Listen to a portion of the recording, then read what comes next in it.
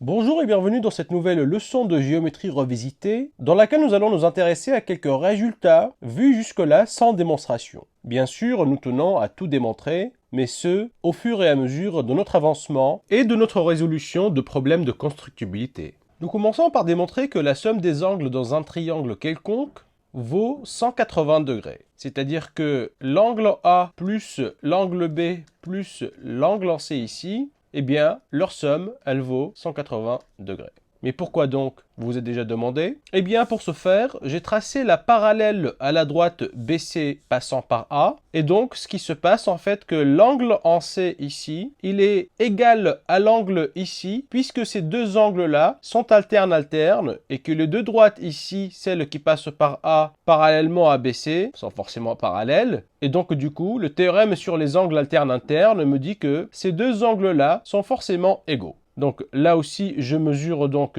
ces chapeaux. Et puis maintenant, en fait, l'angle en B, de même, il est alterne avec l'angle ici. Et donc ici, j'en déduis que ça vaut aussi B chapeau. L'angle en A, quant à lui, il ne bouge pas, il reste là. Et qu'est-ce que j'obtiens? Eh bien, B plus A plus C, c'est l'angle plat. Leur somme fait en fait l'angle de la droite plate ici. Et donc, du coup, forcément, cela vaut 180 degrés. Petite démonstration absolument incroyable, n'est-ce pas? Eh bien, la question qui se pose à nous maintenant, c'est, tout naturellement, et à tout scientifique je l'espère, c'est pourquoi est-ce que deux angles internes par rapport à deux droites qui sont parallèles sont forcément égaux? Ah ouais, pas très évident tout ça.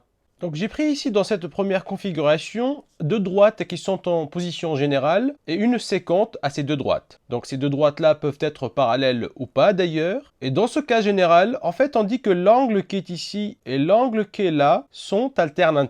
Donc attention, deux angles alternes ne sont pas forcément égaux. De même, l'angle qui est ici et l'angle qui est là sont alternes. Quand est-ce que deux angles alternes sont égaux? Eh bien, c'est uniquement quand les deux droites ici et ici sont parallèles. C'est-à-dire, ici, à notre deuxième configuration, j'ai pris deux droites qui sont parallèles. Eh bien, je prétends que les angles alternes sont forcément égaux, mais pas que en fait, c'est l'unique configuration pour laquelle deux angles alternes sont égaux. C'est-à-dire que si dans un problème vous avez deux droites et une séquente et que vous arrivez à démontrer que les angles alternes sont égaux, alors les droites sont forcément parallèles. Et puis bien sûr, si les deux droites sont parallèles, les deux angles alternes sont forcément égaux. Pour démontrer ce théorème, j'ai pris deux droites, une ici que j'appelle D1 et la deuxième D2. D1 et D2 sont prises parallèles, bien sûr, et j'ai tracé la droite MN perpendiculaire à D1, et donc elle est forcément perpendiculaire à D2, en M et N. Par ailleurs, cette droite MN passe par le point O, milieu de AB,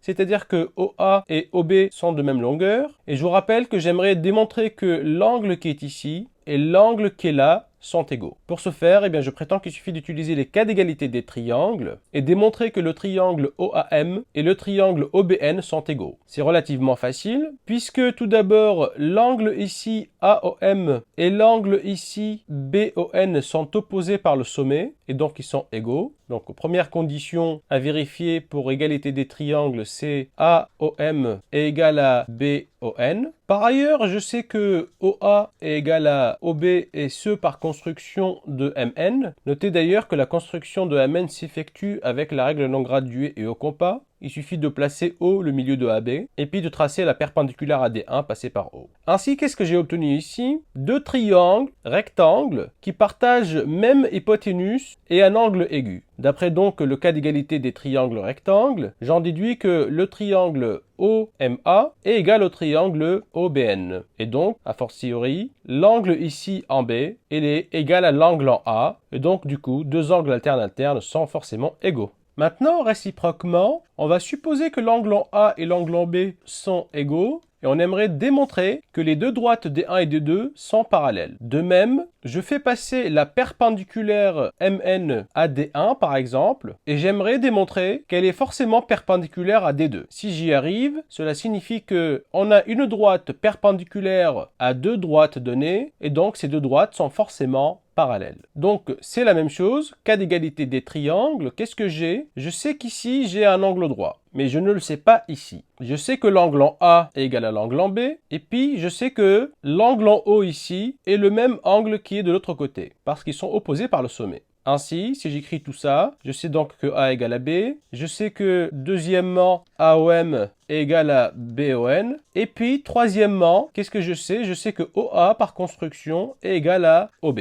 Eh bien, j'espère que cela vous rappelle le deuxième cas d'égalité des triangles, c'est ASA, donc Angle Side Angle, et j'en déduis que les deux triangles OAM et OBN sont égaux, et donc du coup que l'angle en M et l'angle en N sont les mêmes, puisque l'angle en M est droit, cela signifie que l'angle en N est lui aussi droit, et donc du coup que MN est perpendiculaire aux deux, et on sait que si une droite est perpendiculaire à deux droites, alors ces deux droites-là sont forcément parallèles, d'où le parallélisme de D1 et D2. Super chouette tout ça. Toutefois, pourquoi a-t-on donc si deux droites sont parallèles et que si on mène une perpendiculaire à l'une des droites, alors elle est forcément perpendiculaire à la deuxième? Première chose. Et pourquoi a-t-on si une droite est perpendiculaire à deux droites, alors ces deux droites-là sont forcément parallèles? On est en train de tourner dans un petit cercle infernal. Va-t-on arriver à un moment donné à la vraie raison pour laquelle tout ceci fonctionne? On va voir ensemble. J'ai donc pris ici deux droites D1 et D2 qui sont parallèles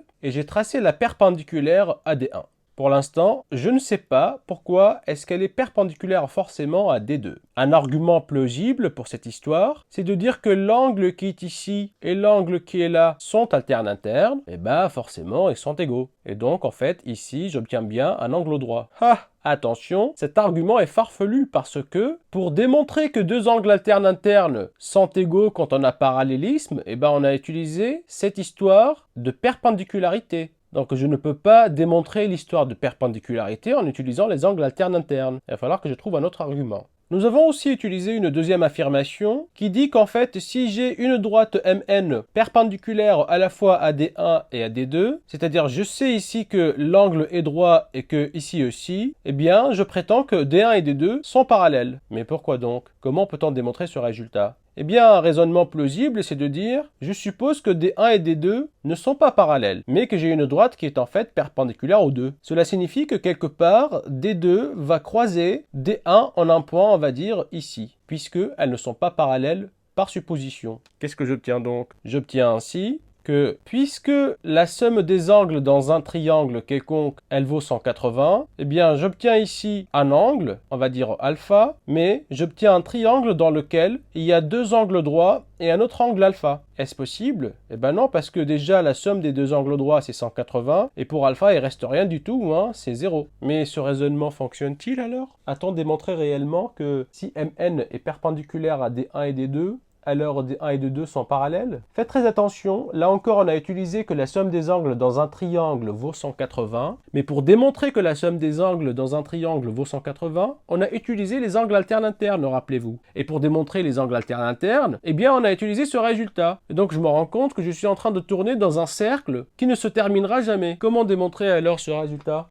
Nous sommes devant une impasse. C'est là qu'on arrive au cinquième postulat d'Euclide, un postulat bien fameux et qui a fait couler beaucoup d'encre de beaucoup de mathématiciens de génie. Ce postulat dit tout simplement que si j'ai une droite quelconque, eh bien à cette droite et à un point extérieur à cette droite, je peux passer une seule parallèle à celle-ci. Le mot postulat signifie ici que l'on doit accepter ce résultat tel qu'il est, c'est-à-dire qu'il n'est pas démontrable, c'est quelque chose d'évident, on va dire, et qu'on accepte sans démonstration, et à partir de ce postulat, et d'autres postulats d'ailleurs, que l'on verra ensemble plus tard, on construit toute la géométrie euclidienne avec des règles de logique et de raisonnement, comme on a pu le voir dans quelques démonstrations euclidiennes. Nous verrons ensemble aussi dans une prochaine leçon pourquoi est-ce que ce postulat est-il important et pourquoi a-t-il fait couler énormément d'encre, afin de le démontrer d'ailleurs, et ce en vain. Maintenant, comment est-ce qu'en utilisant ce postulat, vais-je démontrer mes résultats de perpendicularité?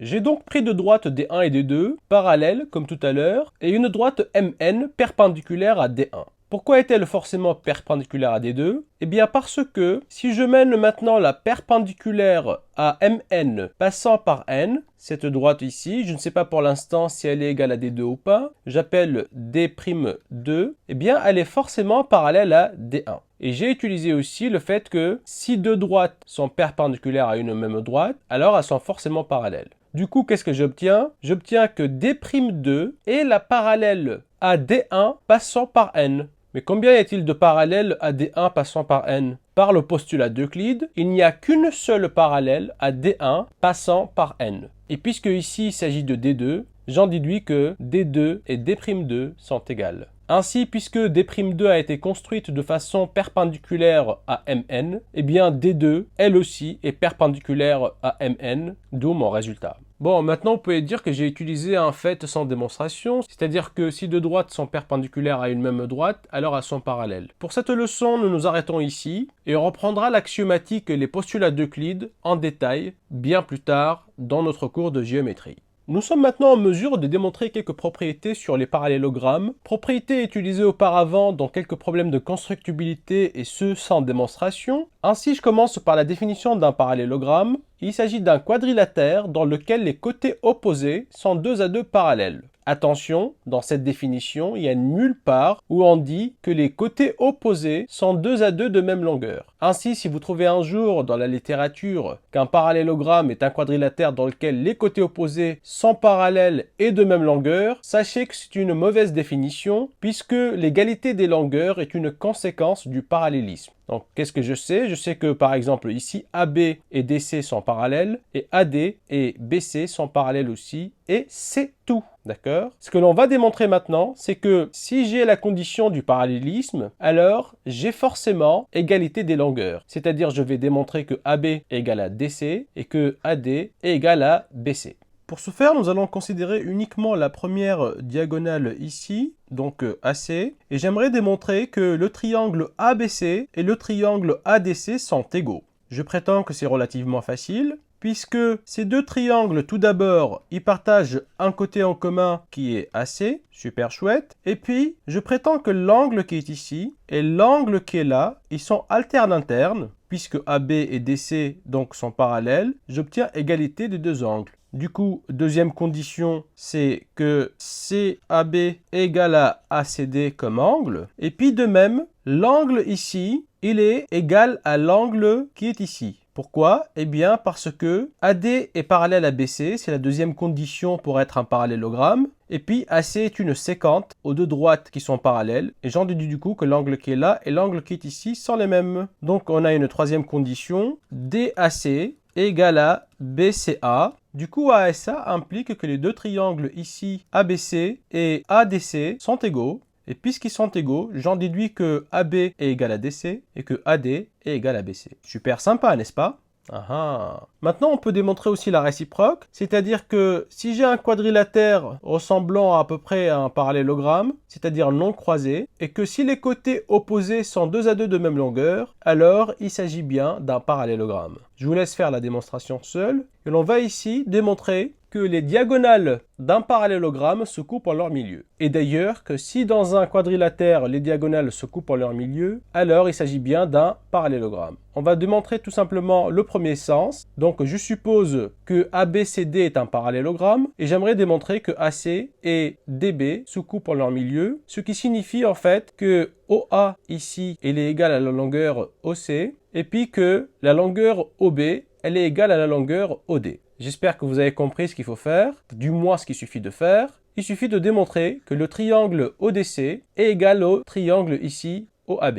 Allons-y. Qu'est-ce que j'ai exactement? Eh bien, je sais que AB est égal à DC, et ce par la première proposition ici, qui dit que dans un parallélogramme, les côtés opposés sont de même longueur. Donc, je peux l'utiliser ici. Ainsi donc, première condition, AB égale à DC. Je sais aussi que l'angle qui est ici et l'angle qui est là, ils sont alternes internes, et donc du coup égaux. Ainsi, deuxième condition, ACD est égal à BAC. Et troisième condition, je sais que l'angle qui est ici est le même angle qui est là. J'écris donc ABD est égal à BDC. Et j'espère que vous avez remarqué que nous sommes dans les conditions d'application du deuxième cas d'égalité des triangles, à savoir ASA. Ainsi, j'en déduis que OAB et ODC sont deux triangles égaux et que du coup, OB est égal à OD et OA égale à OC. Ainsi, les diagonales d'un parallélogramme se coupent en leur milieu. Puissante théorie euclidienne, n'est-ce pas? C'est la fin de notre leçon, on espère que vous êtes bien amusés, et dans nos prochaines leçons, nous aborderons davantage de problèmes de constructibilité à la règle non graduée et au compas. Merci pour votre écoute et à très bientôt.